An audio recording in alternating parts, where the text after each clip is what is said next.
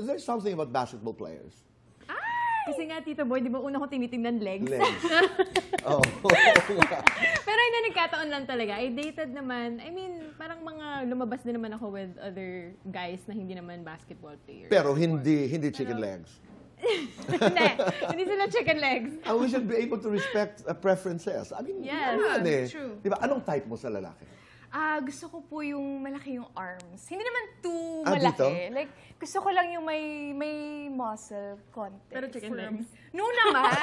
No naman chicken legs. Pero kasi parang nafe-feel mo safe ka, Tito Boy. Okay. Ganun. Alright. Pag ini-embrace ka, hindi ka tinitake for granted. Yeah, hindi ako tinitake for granted. Safe space. Pero Ara, do you remember calling Annalyn sometime in the past na, girl, huwag yan? Mga ex mo? Kasi yung mga naging ex niya, hindi showbiz, Tito Boy eh. So, Okay. hindi ko rin sila talaga kilala pa before niya nakilala. Parang Okay. nakilala ko lang through her. Ganon. Okay.